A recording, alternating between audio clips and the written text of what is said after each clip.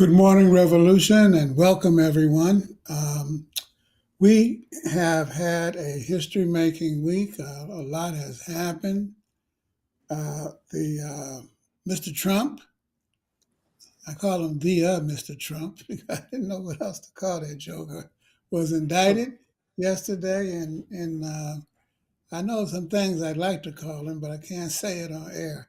Anyway, he was indicted yesterday in Manhattan. There was a terrible um, shooting in Nashville the other day. We're going to be talking about that. The head of Starbucks, or at least the former head, is the former CEO, Mr. Schultz, was testifying before the Senate. We'll dig into that. And then, last but certainly not least, we want to talk about the role of the communist press. And And well, we'll get to it when we get to it. And then last but not least, our mailbag. We're going to answer questions from our listening audience. What is the difference between socialism and communism? If you have any ideas, you can put them in the chat. And we're really interested in hearing what you have to say. Trump indicted. Anita, good thing or bad thing?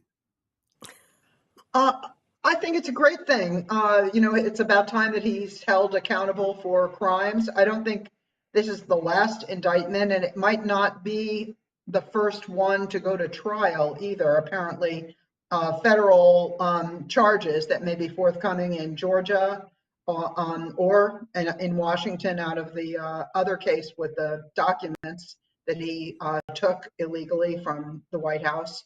Those cases might come up for a trial first if he is indicted in those cases, which I certainly hope he will be, because those are the biggest crimes. But I'm glad to see they're moving forward with this one, and people are pretty happy to see some accountability after all this time. I think the New York Times said 800 days since he left the White House. Just about time that we have some accountability. So you think it's great because there's finally accountability. Um, Rosanna, good thing, bad thing? Are you indifferent to it? What do you think? Oh no, not different. I'm not indifferent to it. I think it's a great thing. Also, I think it's necessary. It's a necessary first step in uh, putting into the minds of working people and the American people that nobody is above the law, especially the politicians. So I think it's a definite great thing, and I'm looking forward to more indictments because he has really committed a lot of crimes against the people and the working class of this country and this world too. Scott, I've heard that refrain before. No one is above the law. Yet Trump is the first American president to be indicted. So for 200 years of American history, no, and they certainly committed crimes, buku crimes going back. I mean, nobody's business. Mhm. And Trump is the first to. So, good thing or bad thing, and how do you account for the fact that they've skated, on Well, ice uh, they for the there's a last? couple of things that go into it, I think. One is that a lot of the crimes that U.S. presidents have committed uh, are not ones that can be, um, neatly labeled and prosecuted in a court. So the program of imperialist war um, that has caused so much suffering around the world, um, massive crimes, but not something that is easy to um, charge someone with and arrest them and perp walk them until maybe a post-revolutionary kind of scenario. The other thing is in my memory anyway, there are very few presidents that um, broke the law kind of as flagrantly and you know sort of displayed the contempt for the law and for any kind of collective institution, any kind of accountability that Trump has done. So that's another piece of it. He's just like he stepped it up a notch in terms of the crimes that you can be indicted for in the United States. And thirdly, I think that there's also just a massive frustration and anger, in a huge part of the American people against Trump for his criminal behavior, but also just for the incredibly reactionary, vile, hateful character of the political culture that he was pushing, and the push to indict him also kind of comes from there. So I think it's definitely a good thing, but it's not the solution to the fascist threat, but it's part of managing it. Anita, political or not political? I mean, was this politically motivated, or is it a objective roll, if you will, of the wheels of justice? Wow, Joe, that's a really tough question. I think there are political consequences. There's shift. I mean, what is political? It's just the shifts in the power balance, the balance of forces. So this does have some political implications. The former president is a candidate in the next election for president. So there are definitely political implications. I don't think the going after him is a witch hunt, as he says.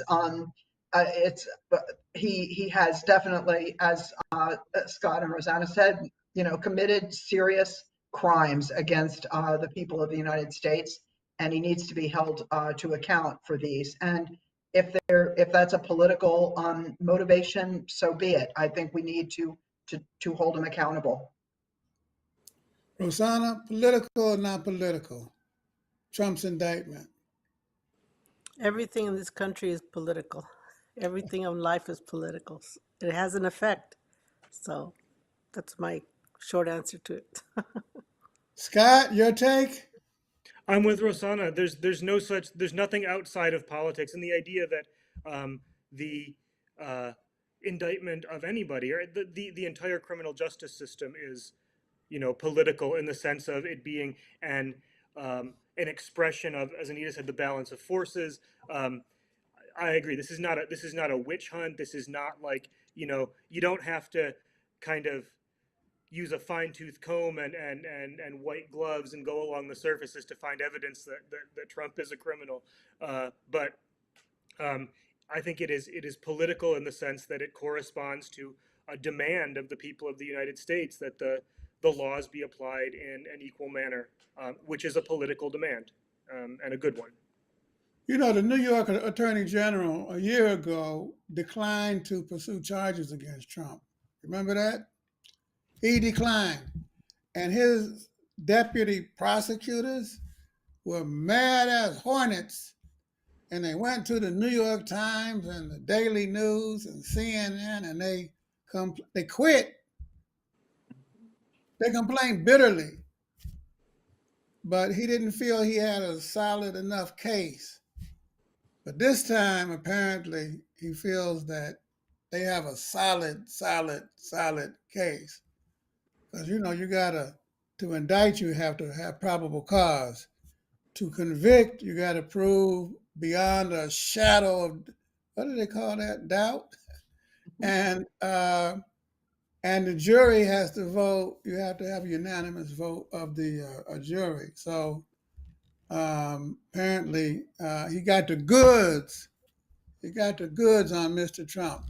But it's a historic thing, first time, and it's a setback for the fascist threat. I think that's true.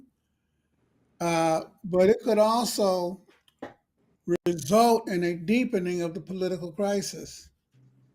And hopefully, them fools ain't gonna act stupid and engage in any right-wing terrorism, but you never can tell. And so, we'll have to be vigilant, and we will. The democratic forces will have to how do you say that word? Demonstrably. Demonstrably. Did I say that correctly? You know, I had a ghetto Yes. education.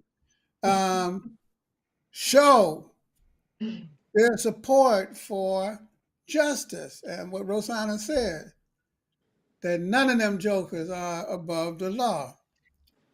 Though, let's face it, we live in a bourgeois world, and what the bourgeoisie can't get by hook, they get by crook. Because most of them are a bunch of crooks anyway. I mean, they commit crime. Capitalism is a crime. Hello, it is. Mhm. That's why they call them robber barons. I want to bring that back.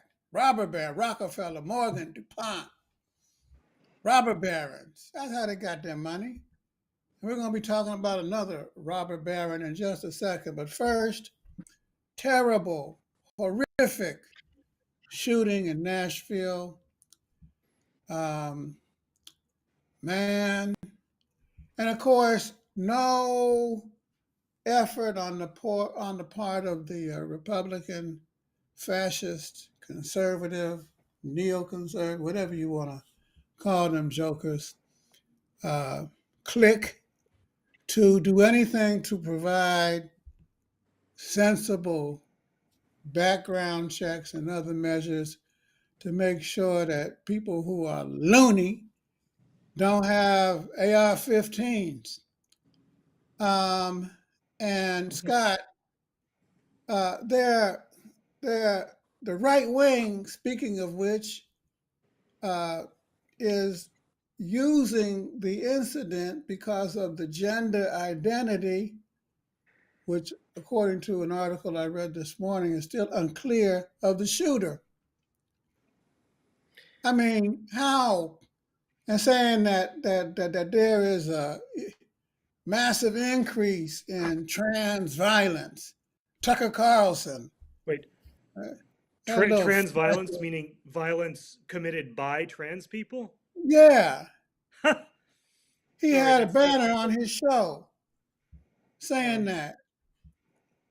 that's. I mean, so Republicans are always trying to evade the actual truth on the gun question, right? So when it happens in a public school, the first thing they say is, "Oh, it's because we took God out of schools. We need to bring back school prayer and bring back all this nonsense." This happened at a Christian school, so that dodge doesn't work. So they had to find something. But the idea that trans women or trans people in general are more likely to commit violence than other people, or that there's an increase in violence by trans people is a laughable idea. In fact, trans people are one of the sections of our society most likely to be victims of violence, whether intimate partner violence or violence outside of the home, or state violence in the legal system. So Tucker Carlson's claim is ridiculous, and the gender identity of the shooter had nothing to do with it. It's the failure to, as you mentioned, Joe, to create, to adopt sensible gun ownership policies in this country, despite the fact that an overwhelming majority of the people support them. Actually, I think that the article said that on the social media post, the person identified themselves as a he. So we can Oh, I apologize. I we I accept that. didn't. I But the wasn't article also, I clear with think it the was in the information. Post, said that they had been, that is, the writers of the story had been unable to confirm. Um, Anita, Mm, what do we yes. do about this ongoing epidemic of every day there's a mass shooting, seem like? I think there have been 130 of them so far this year. And of course, there's been plenty of shootings that don't qualify as the definition of mass shooting. I think you're right. The first step is the common sense gun laws and keeping weapons of war out of the hands of people who are um, dealing with some kind of crises, as this shooter was. If there had been a red flag law in Tennessee, that could have been maybe the guns could have been taken away from this shooter. But I think more than that, I think we have to address the bigger question of just the death. See these killings and these suicides, which they are on the part of the shooters, as deaths of despair, which is one of the big problems we have in this country that's reducing our life expectancy rates. Just people dying from the despair of late stage capitalism, the hopelessness that they're facing, and the anger that they're facing at their fellow human beings. It's just something really toxic at the core of this that I think is even bigger than the availability of guns, or maybe is the source of the demand for guns that the weapons manufacturers are happy to oblige and to supply and to get rich from. But I think this is a bigger problem, really the despair of late stage capitalism that is driving these mass shooters. Rosanna, whenever somebody says anything about making sensible measures to uh, control or moderate gun laws, people, some on calling themselves Marxists, go back to Marx and they say, well, Karl Marx said that any effort to regulate guns, no matter what the pretext, must be resistant. Aren't they kind of treating the words of Marx in a religious, biblical way? I mean, like it's written in stone? What do you Yeah, I think? mean, I think, when you read Marx, there's also a part where he says you have to apply it to your current conditions. We don't have the we don't have the necessity for guns. We have the necessity for peace and people feeling like they can go to the market without looking over their shoulders. They want to be able to send their children and not have to get a call or hear it on one of the apps that there's a mass shooting somewhere, and all of those kinds of things.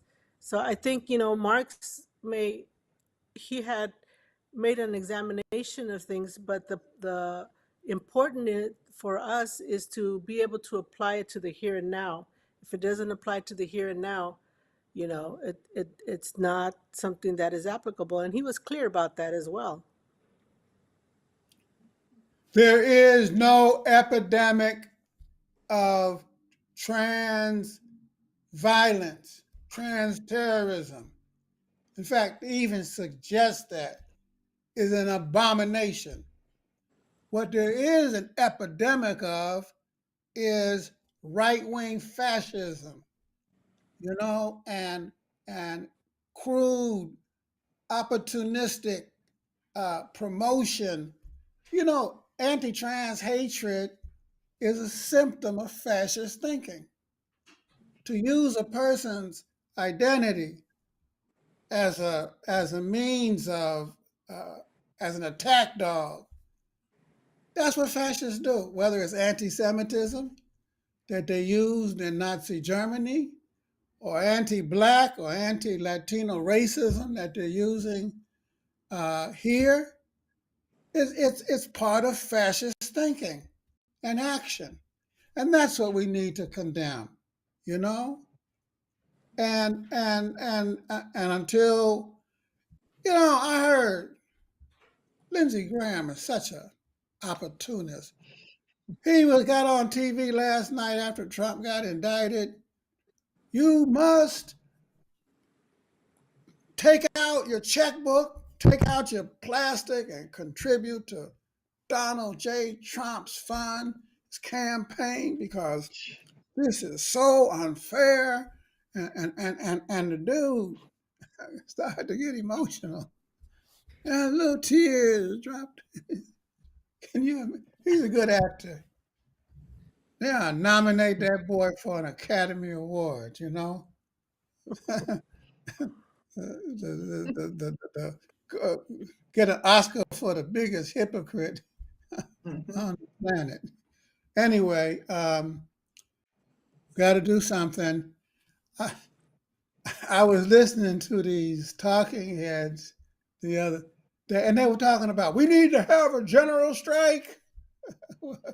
What's this country coming to? And they're right. There need to be mass protests. They're right. And until that happens, somebody said, well, if that happened to one of their children, one of these Republicans, then they would wake up. I doubt it. They're too beholden to the gun lobby, Anita, Yeah. Mhm. and and uh, uh, uh, and they're too beholden to that right wing base. And by the way, that base, it's not the average working class white person. It's the average CEO. Scott, it's the Yeah, average CEO. yeah, and I mean, from my perspective, in a rural area where there are um, a lot of Trump voters, a lot of people who identify with that whole MAGA, whatever business. Um, it's really driven by um, the sort of a petty bourgeois, in the Marxist sense, like small business owners and locally prominent people. So small business owners, sheriffs, politicians, things like that, who are the driving forces, the organizing forces of this. And that bring along with them a section of the working class um, uh, who feel shut out, disaffected, despair. As Anita pointed out. So no, this is not Yeah, a movement led by, driven by, representing the working class, any section of the working class in any sense. it's what we used to call the labor aristocracy, the upper Not echelons even a labor of aristocracy. the labor movement. Huh? Not even a labor arist. These are like business owners, contracting companies and things like that. Yeah, but there are also contractors, electricians, plumbers, that section, of the labor movement, which is historically, which was the basis of the AFL, and Hmm. it remains a basis of conservative uh, politics and policies here. And of course, you're right. They are supported by that upper layer, and it seeps down like poison into the ranks of the working class. Anybody who thinks But they the have a working right class to is rising up. 300 Starbucks stores have been uh, organized, and the Starbucks Corporation is fighting back and fighting back hard. But there was a headline in the newspaper recently which said, Rosanna, that it's blown up in their face. And they got charged with bunches of counts of violating labor law. And Bernie Sanders brought Mr. Howard Schultz, the former CEO of poor guy. Rosanna, before we talk about him, let's listen to how he responded to Mr. Sanders, Senator Sanders, uh, talking about his billions. And roll the tape, please. Let's. This monarch of billionaire, let's just get at that, okay? I grew up in federally subsidized housing. Let me finish. I grew up in federally subsidized housing. My parents never owned a home. I came from nothing. I thought my entire life was based on the achievement of the American dream. Yes, I have billions of dollars. I earned it. No one gave it to me. And I've shared it constantly with Cassidy. the people of Starbucks. And so anyone who keeps labeling this billionaire thing is Mr. Shelton, I don't mean to cut you off. We have time limits here, and you have had Well, the I just think- opportunity. I'm not cutting you off. it's your moniker constantly. It's unfair. No, it is I not. earn- You have had more time. I've Well- been generous. You feel bad for him, Rosanna? I do not. I'm sorry, but government housing is somebody helping you. Exploiting workers is somebody helping you. You didn't earn those billions on your own. You know, there were many, many workers who you exploited to make you those billions. So there's no, he's not fooling anybody. All the Starbucks workers know exactly how hard they work and what they have to put up with, and the meager salaries they make. You know, Anita, he bent over backwards to say, I haven't broken any law. I'm not anti-union, though I might have said something that could have been interpreted that way. Yeah, and there were clear.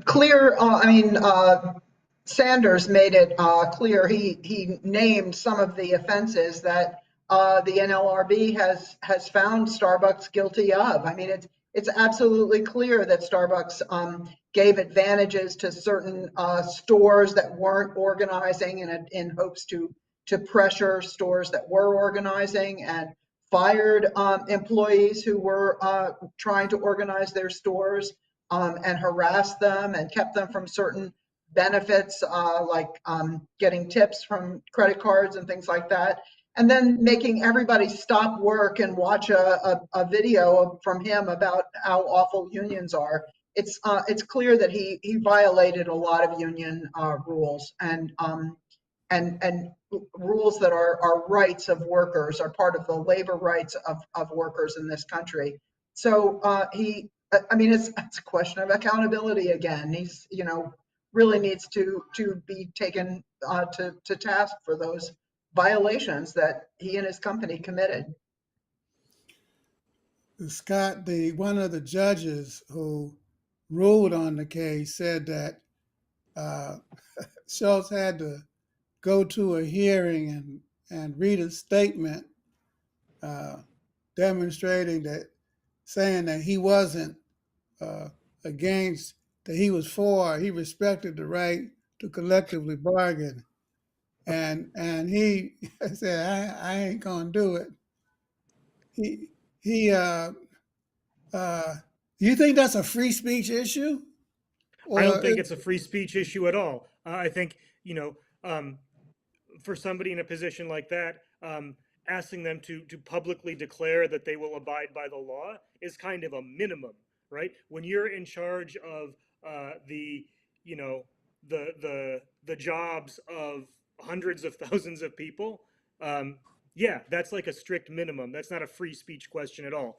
And the idea that he would not even do that it shows the degree of contempt that he has for workers. All workers are asking for is their basic First Amendment rights, which is, it's a question of freedom of assembly.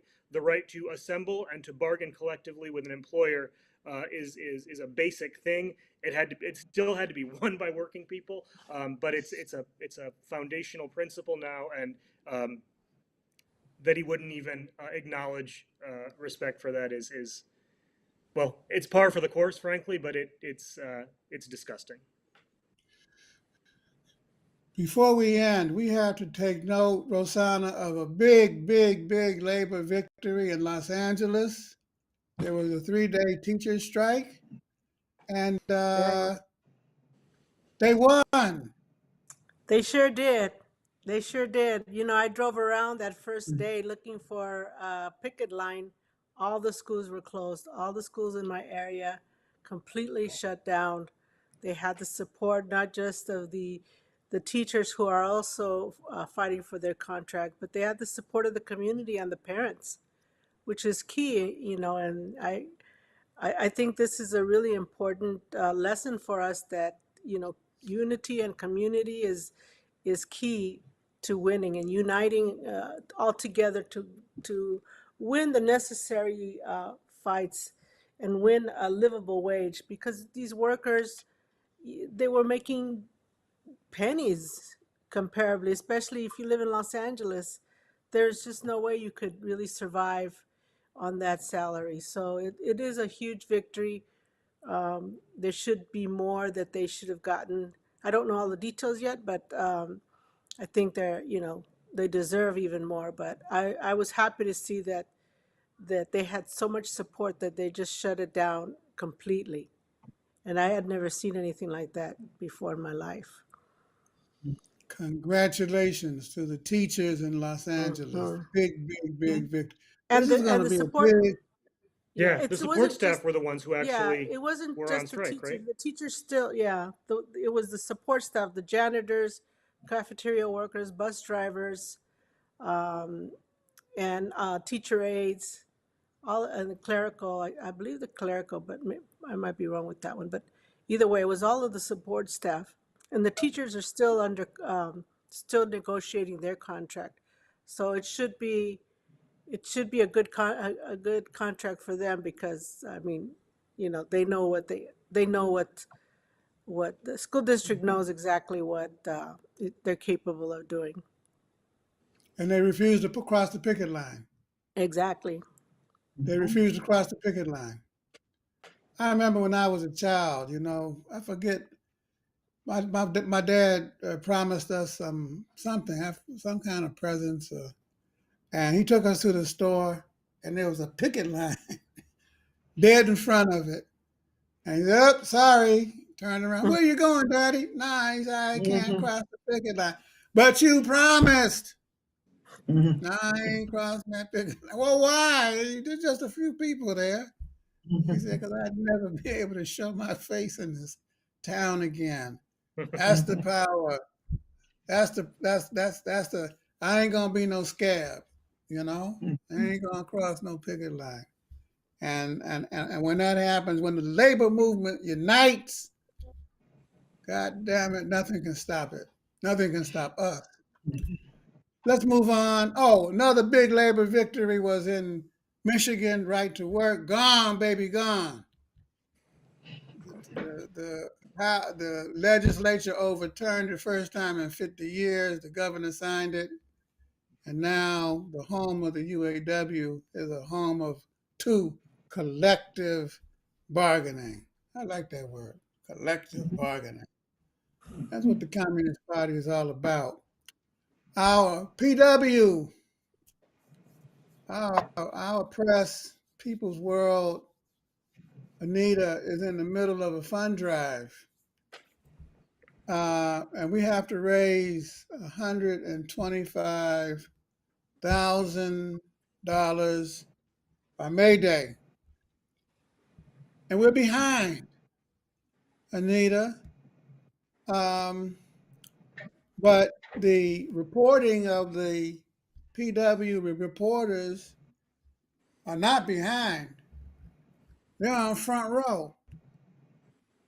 You can That's right. go to peoplesworld.org and you will find articles about the labor movement. You'll find articles about the environment. You'll find articles about the new family law in socialist Cuba. You'll find articles about the fight for immigrant rights. You'll find reviews of movies and plays. Anita, it's really a unique working class product, no? Yes, it certainly is. It's independent. It's independent of corporate sponsorship, for example, and that's why we need to raise money, because it's not free. We have a collectively unionized staff of writers, part of the Chicago News Guild union. They write for the People's World, as well as, of course, volunteers from across the country. And I've been making the argument to allies and friends in Ohio to support the PW, the People's World, because I was just going over the last year or so. The People's World has had the best coverage of labor struggles in Ohio and elsewhere. We had great coverage of the East Palestine train derailment that other people just don't have. We've got great coverage now of the anti-trans legislation that's coming down in Ohio and elsewhere. So it's really on the cutting edge of a lot of issues that just are not covered in the mainstream press at all. So it's really, and we have to keep it independent, and for that we have to raise funds from the people who read it and appreciate it across the country. So I don't think we're going to have trouble reaching that goal. I think people are seeing the benefit of the paper and will come through for us. I'm Scott, optimistic. we ain't got no money from Elon Musk. Hmm. No So Not contributions yet. from Howard Schultz. You So, and know, this is something that it's important for us to recognize. Like under capitalism, we're used to dealing with things that exist despite us, right? These big corporations, they're owned by their shareholders. Our lives mean nothing to them. They're going to keep pursuing their profits, whatever. That's not what the people's world is. The people's world is something that's owned by the working class. It's something that was built, under the leadership of the Communist Party, on with donations of people's money and people's time, people's understanding, to create this tool for the working class. And it's our responsibility now to keep that tool sharp and keep it ready, and keep it in the struggle. We own this, and we gotta save it. you know, Rosanna, the people's world reflects the views of the party. It reflects the views of the labor and people's movement, and it's also part of the independent press. And then there's different voices in it, and some people uh, I'm not so happy about this article by Jesse Jackson. I mean, why are you publishing that? Uh, but the fund drive is, well, one, that's a good thing to have that dialogue, with different forces in the people's movement, to have that back and forth. If you recognize that, and then it's okay. But the fund drive is really not about the editorial policy of the PW, is it? It's about the future. Um, and if you don't support the fund drive, then it kind of jeopardizes the future of the publication, doesn't it? Well, there's nothing more that the right wing would love is for all independent press to die out. And they know that we don't take corporate money, so they know that if people don't donate, then we won't survive. We see other independent press that have really gone under because of it.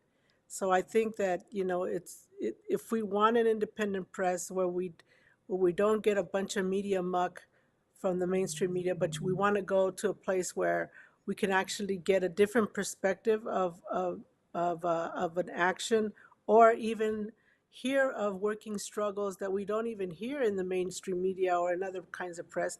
That's what the people's world is all about. And being able to publicize what your struggles are in your home and your job, things like that as well.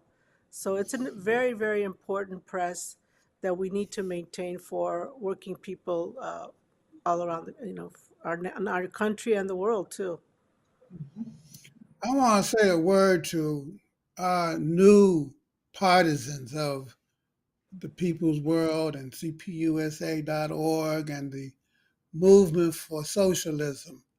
Know this: our finances, because the PW has a fund that our previous generations built up over years of donations.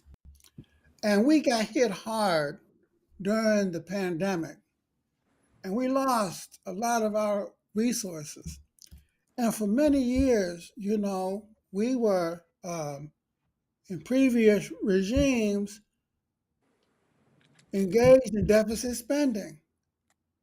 But our leadership several years ago even predating Rosanna and I, and Anita and Scott, made a decision that we're no longer going to do deficit spending. We're going to keep our finances in the black. And we had to cut back in order to do that severely. And we have kept that promise every year since. We're not going to go into the black. And that $125,000 represents the difference between staying in the black or going into the red. I ain't talking about the Marxist-Leninist red. I'm talking about the I ain't got no money red, the deficit spending red. And so this fund drive it's about preserving those funds for you, for your future, so that when we who are not getting any younger go off the scene, you have a kitty, you have a foundation upon which to build. So the fund drive is for this wonderful, rising, new, revolutionary generation that is coming into its own right now and coming into the Communist Party. And welcome, and I want to tell you, we are so happy about that. And so what we're trying to do now is make sure that we guarantee your future. That's what this fund drive. It's a vote for the future. And so whatever you can give, if it's $5, 20, 500, don't matter. We will appreciate it because it is an investment in the future of the revolutionary working class press. And in addition to all those things that Scott and Anita and Rosanna said, it's unique in another way. It's only one of two working class socialist dailies in the entire world.